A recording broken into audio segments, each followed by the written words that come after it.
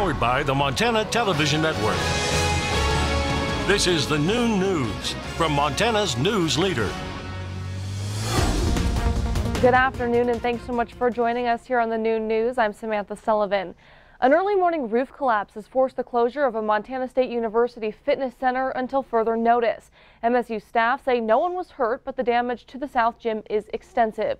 MTN's Cody Boyer was on scene this morning and has the latest for us this afternoon. The university says when this all happened earlier this morning, it was very dark out, so you couldn't see the exact extent of the damage here. Now that it's light, you can. The entire roof is gone inside of the gym. They don't know exactly how much damage has been done here, nor exactly what caused it, and that will take some time, but students here say the loss is felt immediately. It's so unfortunate because I go there every day, like it's part of my routine. I get up and I go to the gym and I shower so I'm acceptable for other people, and then I go to class, and so it's not available to do anymore. Importantly, the building was closed and no one was hurt. Again, the university says it will take time to determine the exact cause of the collapse, and the building and all others immediately connected to it will remain closed until it is deemed safe. In Bozeman, Cody Boyer, MTN News. Thanks, Cody, and we'll update this story as more information becomes available. Water samples in the city of Three Forks have confirmed the presence of arsenic in one of its water wells, but the discovery came from an unexpected member of the community. Three Forks middle school student Erica Hamilton was testing water from her house and from the school for a school science fair project. The test came back with some startling results. The reading showed arsenic at 70 micrograms per liter. The high is only supposed to be about 10. Environmental Health Director Lori Christensen says the city moved quickly to shut down the well, finding levels to be at 67 parts per billion, over 6 times higher than where it should be. At this time, the Department of Environmental Quality says there is no need to find an alternate water source, but they do recommend those with private wells do their own testing at least every 5 years. They are still working to determine what caused this problem. The gray wolf could soon be taken off the endangered species list entirely. Acting Interior Secretary David Bernhardt announced that a U.S. Fish and Wildlife Service proposed the rule would delist the gray wolf and return management to the states and tribes. In 2011, the gray wolf was delisted in Montana, Wyoming, Idaho, and parts of Washington, Oregon, and Utah. This plan would delist the animal in all of the lower 48 states. A U.S. Fish and Wildlife spokesman says recovery of the gray wolf under the Endangered Species Act is one of our nation's great conservation successes.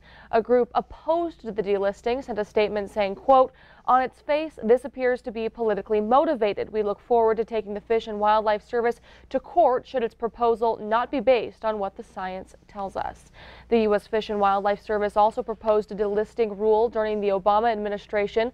The proposed rule will be open for public comment after it's published in the Federal Register. So many areas of Montana got pounded with snow just in the last month, and already county agencies have their eyes for the potential of flooding danger. In Helena, Lewis and Clark County officials are urging people to start preparing for spring melt snow. County engineer Dan Carlin says snow water equivalent in the area on average is higher than normal, although the area got less snow than it did last year. Carlin advises everyone in Montana to start looking at their property and take steps like moving snow away from buildings and talking with neighbors about a flood strategy.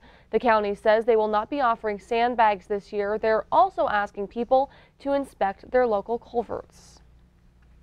That culvert is your biggest offense, so making sure both ends of that are cleared out, allowing water to flow freely through there, making sure there's not a lot of debris, garbage, trash, other buildup that can keep water from moving openly through those culverts. Spring flooding remains a concern around Missoula after last spring's record flooding. And now we'll turn things over to Ed in the Weather Center. And there, yeah, like they've mentioned, a lot of snow out there, which means a lot of water. That's for sure. And as we start getting into the spring right now, it's good news as far as having sufficient water. But initially, that could mean some flooding if we get a sudden warm up. You can see the numbers compared to average. We're running anywhere from around 85 to 125% of the amount of snow that we would normally have in the mountains to create the spring runoff that we expect across the region. And you can see, especially in south central and southwestern Montana, those higher numbers in the 1 teens 115s to the 120s above average. But in the short term, we're also watching another chance of snow starting to move in, but a lot of that will favor the plains of eastern Montana, especially Friday into Saturday. A closer look at that snow in just a few minutes. Thanks, Ed. In news from Glacier National Park, officials are addressing crowding and congestion concerns along the Going to the Sun Road. The park has seen a drastic increase in visitation with over 3.3 million people visiting in 2017. So a plan will be unveiled. It includes timed parking spots at Logan's Pass and more protection for frequently visited trails and expanding the shuttle system. This spring, the public will be asked for comment. Well, this time of year, scammers will be out in force trying to take advantage of Montanans as they get ready to file their taxes. MTN's Jonathan Ambarian found out what taxpayers need to watch out for.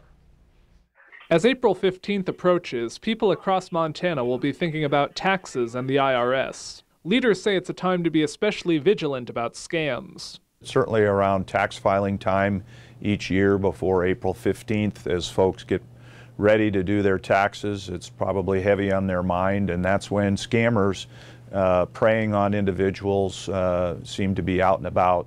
The IRS has identified what it calls the dirty dozen, the most common tax-related scams. Montana Attorney General Tim Fox said in this state, one of the most prevalent types of fraud is a scam phone call. Criminals will leave an urgent-sounding voicemail, claiming the victim owes money to the IRS. The purpose of this call is regarding an enforcement action which has been executed by the U.S. Treasury regarding tax fraud against your name. Though caller ID may make the messages look legitimate, they aren't. The IRS will never call someone to threaten to arrest them or demand an immediate payment. If you get a call from anyone that says they're from the IRS or even the Montana Department of Revenue for that matter, that is a scam call. You want to hang up right away. Scammers will also attack over email. In a phishing scam, the criminal will try to convince a victim to click on a fake link or download that will infect their computer with malware. And in doing that, they can mine personal data and information off of your computer. Again, the IRS doesn't do business over email. Don't download any attachments, don't go to any links, just delete the email altogether. Finally, if a scammer gets access to someone's social security number or other private information through a data breach, they can use it to file a false tax return in hopes of getting the refund. So it's important for Montanans to get their tax returns in as early as possible. In Helena, Jonathan Ambarian, MTN News. Now, Northwestern Energy is also reminding its customers about scams. Northwestern Energy said the most common is someone calling a customer and claiming they will shut power off if they don't pay a bill.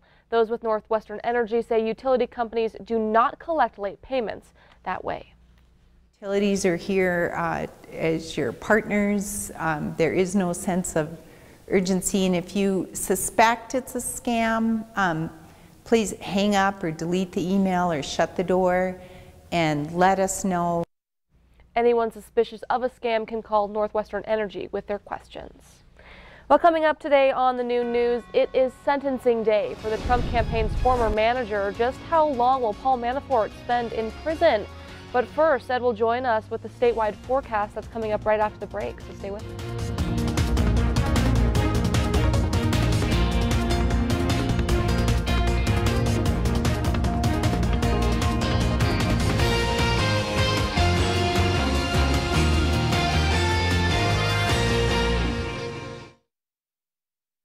Watching MTN News with Samantha Sullivan, Storm Tracker weather with Ed McIntosh, and Farm and Ranch News from the Montana Ag Network. This is the Noon News on Q2, Montana's news leader.